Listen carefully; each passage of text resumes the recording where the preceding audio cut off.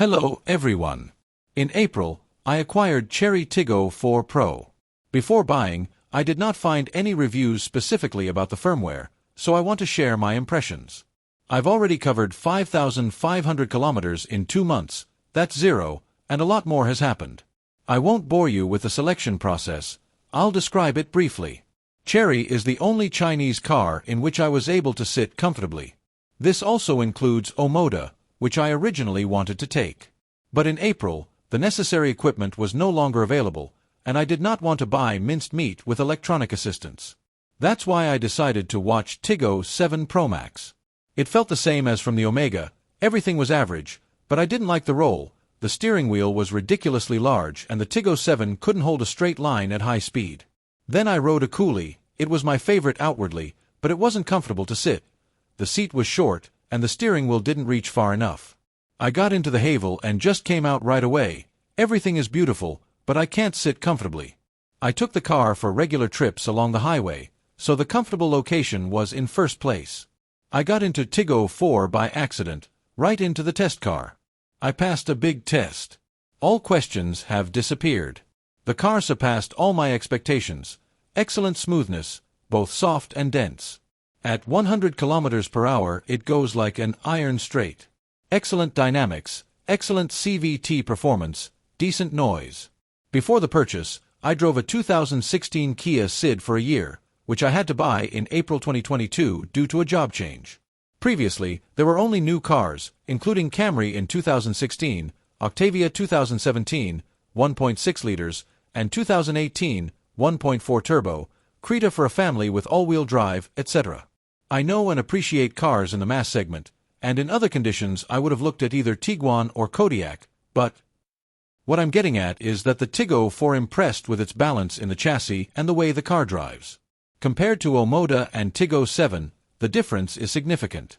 They also gave me a Tiggo of 8 Pro Max, 7 places for a day. And I will say that this is a horror, not an auto. Robot is stupid. The car either tears up or kicks. It falls down in turns. Like Tiggo 4, and even a little better, coolie rides and rolls, but too hard. On purchase, the car came out to me at $2.2 million. I took it in installments. They didn't give a discount on installments, only for trade-in. They snagged a $78K help card. I took it, smiley face. But I haggled for more. $40,000 discount on cars and $120,000 gifts, rubber, anti-noise, protection, etc.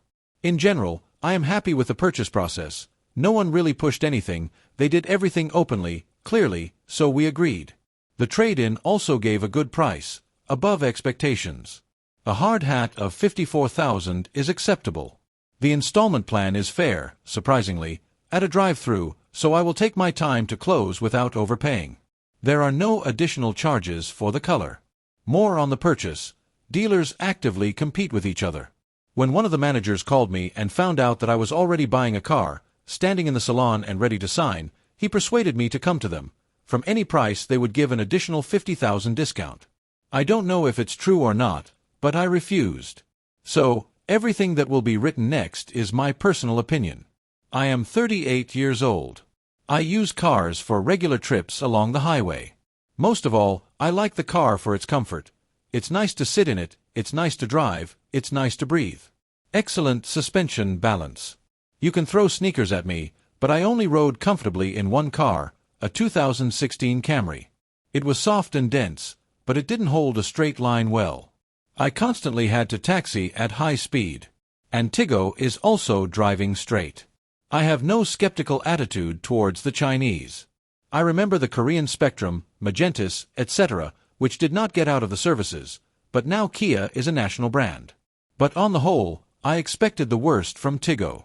That's what was particularly surprising. Decent noise, up to 100 km per hour is just fine. After that there is a lot of aerodynamic noise from the mirrors and from the hatch area. Very good Chaoyang rubber. In general, having heard a lot about Chinese tires, I immediately wanted to buy a new one. But I rode a little bit and I'll say, great tires.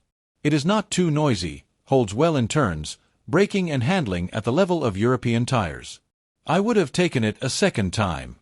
Excellent combination of motor and CVT. Well, that's just mine. soft, smooth acceleration, without jerks. A clear understanding of how much you need to step on the gas pedal to overtake quickly. Turbo engine, 147 horsepower, pulls perfectly. It's definitely not 210 newtons per centimeter, because in 2014 I bought myself a Yeti 1, 122 liters/S with 200 newtons per centimeter, and it drove slower, drove 93,000 kilometers on a Yeti in 2 years. And for 20 to 22 years I drove an Octavia 1, 150L/S, which has 250 newtons per centimeter. Tiggo is closer to Octavia. I think the Chinese only deforged the engine on paper. It definitely gives out its 230 newtons per centimeter. LED headlights are my dream. It came true, smiley face. It's worth overpaying for a more expensive package. Cameras, parking sensors, car storage, etc. Even BMW owners are jealous. They don't have that, and if they do, the quality is worse, I mean the camera image. What's not to like? 2 weeks after the purchase, the air conditioner compressor broke down. We did it under warranty. I waited for 2 weeks. The climate is not working well, in the sense that it does not keep the temperature. I drive with a temperature of 19 during the day and 24 at night. I put number 22 and forgot, like in the Camry, for example. Excellent air filter. All passengers note this moment.